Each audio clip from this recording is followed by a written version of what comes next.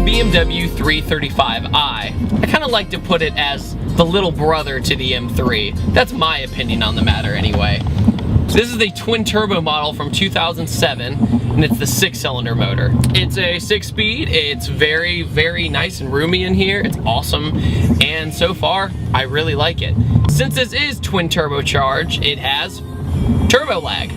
Very appropriate for the license plate, obviously. This car belongs to my friend Hunter, and before I knew Hunter, I didn't really know much about the 335i. I thought it was just another 3 Series. My opinion of BMW was very, if it doesn't have an M on it, I don't really care. I know that sounds really mean and blunt, but it was true until I met Hunter. It's always weird jumping in a car like this, coming from my Mustang, which is, naturally aspirated, very torquey, power's there instantly.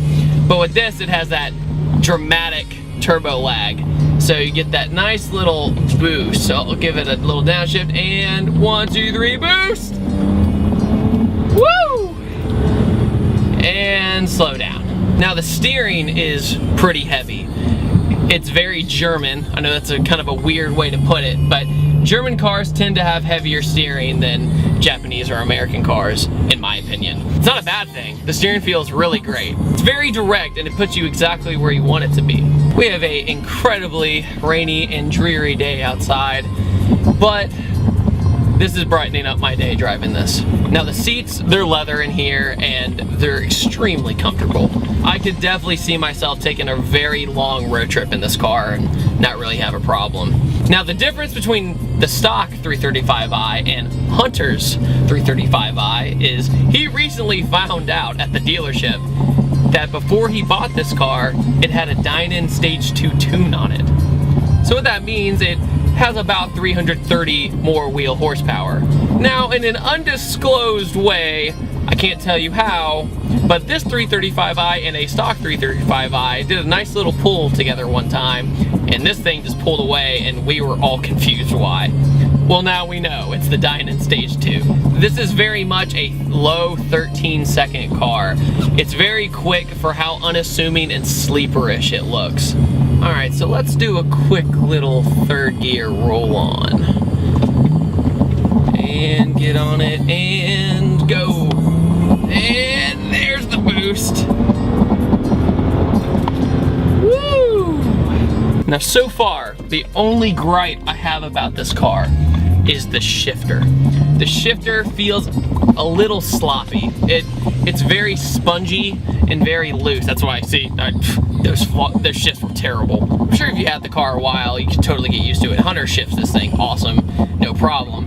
But as a stock shifter, it could have definitely used some work in my opinion. It's very, very spongy and there's no notchy or satisfaction when you throw it into gear. This is my first car review in the rain, believe it or not. And so far, even when getting on it, traction had no problem. It just went and went. Along with the whole shifter thing, there's a few other things that I don't know if I'm a fan of. The windshield wipers, for example, during today, they're automatic and they go and they sense the rain. I kind of like having that full control of being able to adjust my windshield wipers. I mean, a few of those options are pretty good. The headlights come on automatically, so that's good, and it auto locks if you're walking away.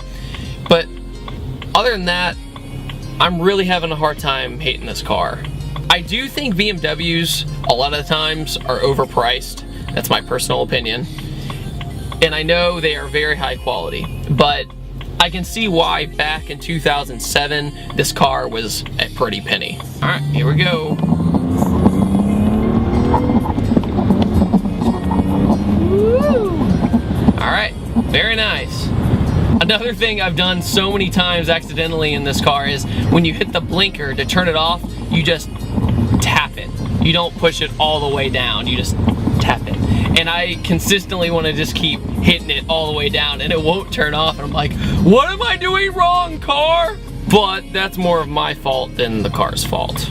So, verdict time. In the end, would I recommend a BMW 335i? Well, if you can get past the German maintenance cost, and you can get one from the 2007 era with the twin turbo setup, I say go for it. It's a great car, great all-around car, great commuter car. If your goal is to go modification, I don't know if it's the best choice because German cars are ridiculously expensive to modify. That's just in my personal experience. Don't listen to me if I'm wrong. But if you're just looking for an all-around good car to get around in, this is an awesome, fantastic piece of machinery. So kudos to BMW. Now go back to this stuff. Stop making these big old giant cars that are not even close to the M anymore.